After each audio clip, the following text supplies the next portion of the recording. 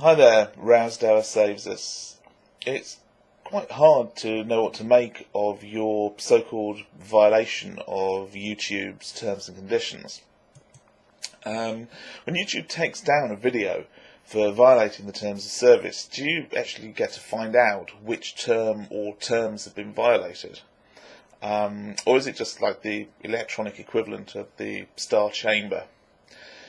I want to say that I didn't actually spot anything that I thought was hateful in your video, at least nothing that was hateful from you, although I did feel that some of the songs had pretty scary and threatening themes associated with them. You certainly said nothing that approaches some of the comments that I personally have received from Christians on YouTube, who seem to relish the thought of my vile, deviant soul burning in a lake of fire for all eternity. And they actually seem to relish even more the opportunity to tell me all about it. And you say that you've appealed, and I don't know what the success rate is like for that on YouTube.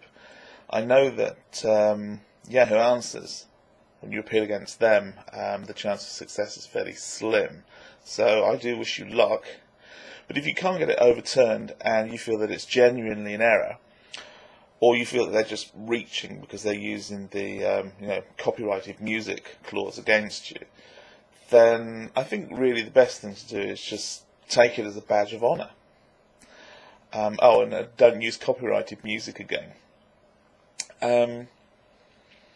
Although it does seem strange that if using copyrighted music is a problem for these people, that they were able to corrupt the song We Are the World, a song that was written to encourage looking after people who are less fortunate than ourselves. They could take that and transform it into a battle anthem of hate, death and destruction. I know for certain that if I'd written that song, I would never have granted permission for a change in the lyric of that way. Well, that's Christianity for you, I suppose. It won't be the first time that they've taken a noble message and corrupted it into something that's hateful and disgusting. If nothing else, just try to take some comfort in the knowledge that censorship is always one of the primary weapons in the arsenal of oppressors and people with weak arguments.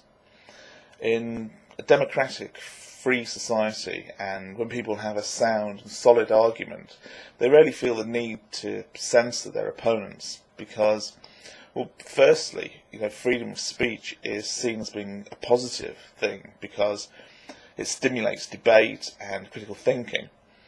And secondly, arguments are expected to be able to stand up on their own merit against, well, pretty much any attack. So any argument that can't is viewed by rational thinking people as being flawed and in need of either scrapping completely or at least revising to be able to rebut any kind of claims that have been made against it. It's really only weak arguments and oppressive and corrupt regimes that have any real need to censor the opposition. So I'd take this attack from the God-botherers as evidence that they're scared, and that's got to be a positive indication. Now, as far as the whole lobbied censorship nonsense is concerned, I think that YouTube is going to have to be very careful with its approach to censorship of this nature. I think that by giving into it, it certainly runs the risk of becoming, Jeezy YouTube or Jihad Tube or whatever else the theists or the other lobby groups want to turn it into. And YouTube was founded as an arena for people to express themselves. If it allows lobby groups to silence people who have differing opinions, then those who feel oppressed by that will simply move on. And YouTube may be the largest of its kind on the internet at the moment, but the key thing is that it isn't the only one. And no institution is so large and so powerful and so secure that competition can't steal away its market if it stops providing the services that people want. So let's hope that the powers that be that run YouTube can see the writing that's on the walls before those walls get too high for them to climb over.